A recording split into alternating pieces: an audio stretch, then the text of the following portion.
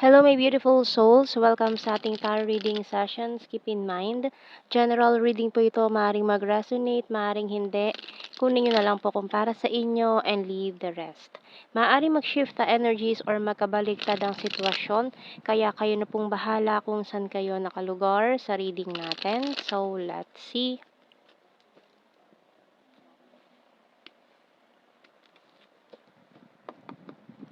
So, we have here the Seven of Wands, Eight of Wands, Temperance, and the Ten of Wands. So, puro fire signs, especially Sagittarius energy yung meron tayo dito, ha. We have here the King of Pentacles and the Five of Pentacles. We also have here Four of Cups and the Queen of Wands. Oh, bottom card natin, Three of Wands. Okay, so parang may nag-aalangan, parang may nakilala kang person na maaaring long distance situation kayo nitong taong ito. And then parang nasa kanya na lahat yung qualities na gusto mo sana sa isang tao, pero itong taon 'to nag-aalangan sa'yo or puwedeng magkabaliktad, nag-aalangan ka sa taong ito na baka hindi naman mag-workout or baka magkahiwalay lang din kayo, hindi parang maging ano lang ito, saglit lang or hindi rin magtatagal itong relasyon or connection na meron kayo. So, for some of you, parang itong taon 'to ginost mo na siya or ni-reject ka na. Puwedeng baliktad ang energy natin, puwedeng ginost ka ng taong 'to or hindi ka niya pinili or ni-reject ka na niya bigla. So, tingnan natin, dalawang nag-flip na card natin dito. So, we have here, Breathe by Archangel Raphael. Take several deep breaths and exhale slowly to awaken your energy and to release old patterns. Okay, and All is Well by Archangel Jeremiel. Everything is happening exactly as it's supposed to with hidden blessings. You will soon understand. So, kasi parang napapansin mo na paulit-ulit na lang siguro yung mga free views sa relationship mo ay long distance din, kaya parang naano ka na gano'n na naman yung mangyayari kasi parang hindi na nag-workout, ayan. Hindi nag-workout yung mga long distance relationship mo kaya inunahan mo na sabi mo, this time hindi mo na itutuloy, hindi mo na ita-try kasi alam mo na yung mangyayari, parang inunahan mo na. Inunahan mo na yung mga mangyayari na, "Ay hindi 'to magwo-workout, hindi 'to magiging maayos kasi maghahanap din yan ng iba na malapit lang, oh, 'di ba?" So parang gano'n yung naging ano mo dito, mindset mo kasi nangyari na paulit-ulit na lang Parang ilang beses ka na naka-experience ng long distance relationship pero walang nangyari or hindi nagkatugma ang lahat-lahat. So, tingnan nito. Ayan, we have here sunglasses, hourglass, and shoes. So, parang tinatanong mo, okay pa ba na itry or mag-take ka ng risk na itry itong long distance relationship na to? Kasi lahat ng natry mong long distance relationship, hindi nag-work out. Pero tingnan mo, still open book. Bottom card natin is Bell. Kasi yun ang lagi niyong iniisip dito sa connection na 'to kasi marami nga hindi nag-workout pero kung talagang desidido kayo parehas na gawin or ipagpatuloy, parehas kayong hindi matutukso kasi doon nag-i-start 'yan, once na matukso ka na sa iba, sa taong malapit lang sa'yo na very convenient, doon na masisira ang long distance relationship na binubuo ninyo. Pero marami naman talaga nagwo-workout na long distance relationship. Kaso may talagang ayaw talaga sumubok kasi alam nila na gano'n yung mangyayari, 'no? Lalo na kung alam nila sa sarili nila mismo na hindi nila kaya yung gano'n, na maghahanap sila ng mas malapit lang, 'no? Kaya kung ikaw hindi mo kaya, 'wag mo nang ituloy. Pero kung ikaw naman ay hindi madaling magpadala sa tukso, alam mo sa sarili mo na ano ka, matatag ka sa mga tuksong ganyan at hindi ka basta-basta madadala na matukso ka sa iba na malapit lang. So, puwedeng-puwede mong ituloy itong long distance relationship.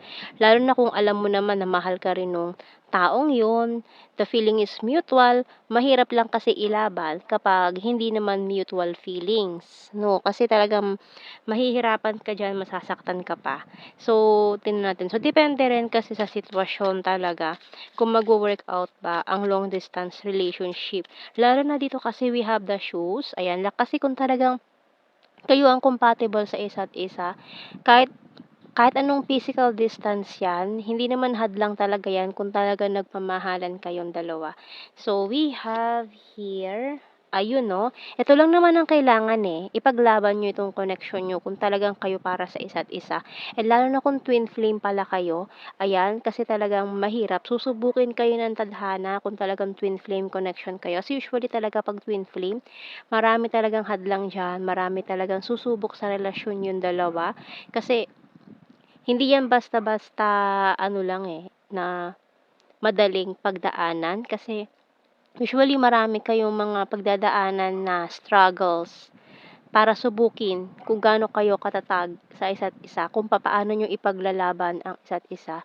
So, we also have here talking to you telepathically, you're my destiny. Kasi kung kayo talaga, wala nang makakahadlang pa dun, lalo na kung destiny kayong dalawa, 'no? Kaya lang, nasa sa inyong dalawa yan kung papaano niyo i-wo-workout ito, kung papaano kasi siyempre may kailangan magsakripisyo, 'no, para mag-workout itong relationship nito. Parehas kayo na kailangan niyong mag-sacrifice ng something para sa connection niyo, kung talagang kayo talaga. And we also have here husband-wife material. Ayan 'no, kasi sayang, yung compatibility na dahil lang sa long distance masisira, 'di ba? So, we also have here, honesty is the best policy, keeping tabs on you, and I'm caught in the middle. So, yun na nga, maaaring caught in the middle kasi hindi siya sigurado sa sitwasyon.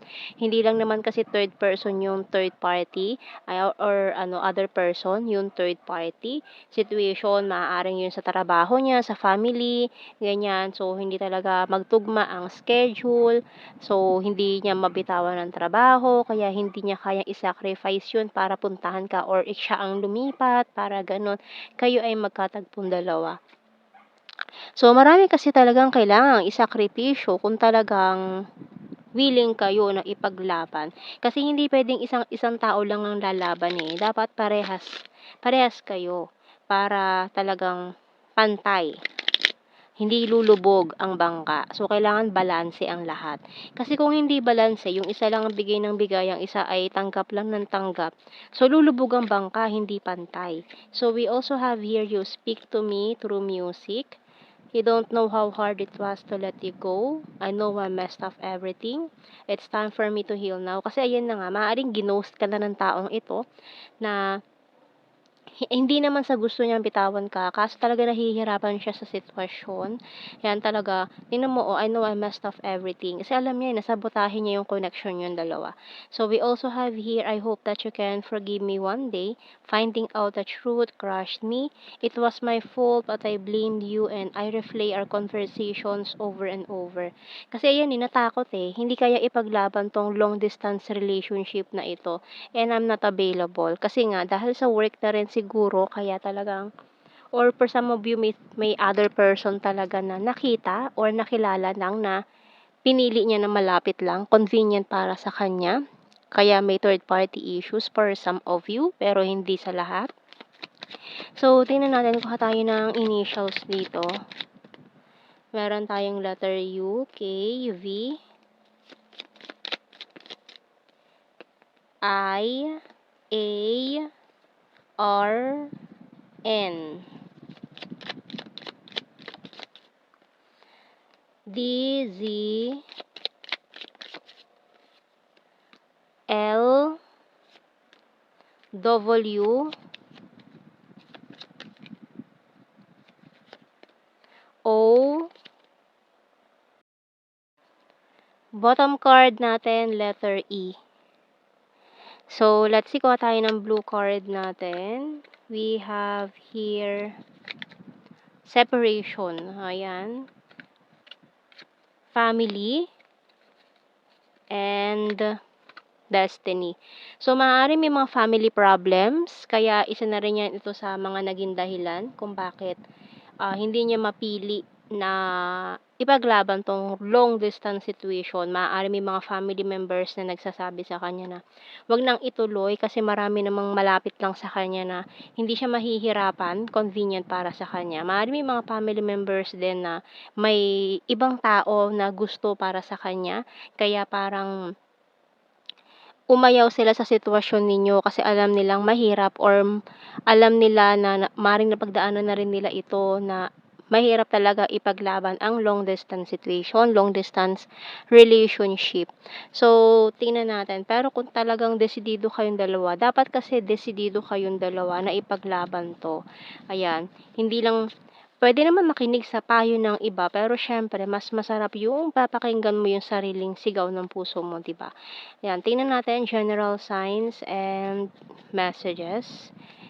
Lalo na kung parehas kayo willing na ipaglaban 'to, walang makakahadlang sa inyong dalawa kung parehas kayong ipaglalaban. Kung 'tong nararamdaman ninyo ay talagang desidido kayo at alam ninyo sa sarili ninyo na this is the one, ipaglaban niyo 'yun. Once naramdaman niyo talaga na yun na yun, yun na yun. Okay, so we have here confusing, kasi maraming nako-confuse, eh.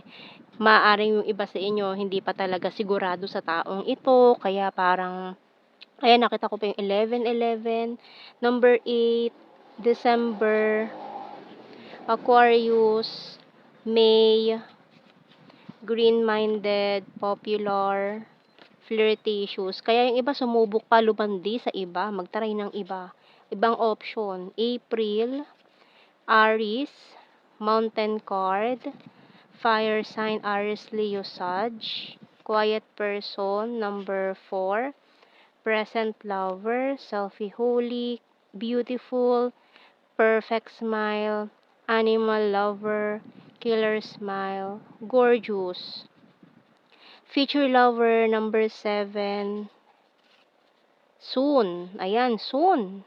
Ayan, maring soulmates pa pala kayo, di ba? So, we have here once, fire sign, Aries, Leo, Sagittarius, shy at first, funny, Mindanao, divine, feminine, creepy, stalker, fantastic friend, earth sign, Taurus, Virgo, Capricorn, September.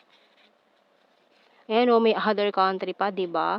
Kaya may mga malalayo talagang long distance relationship na mahirap ipaglaban. Ayan o, mag-travel para magkita, mag-meet.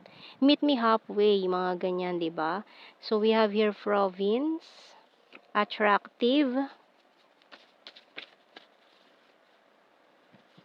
chaser, sexy body, party animal, October, and cold city. So, yan ang ating reading, my beautiful souls. Thank you for watching. Take care and God bless. See you in our next reading, guys. Bye-bye.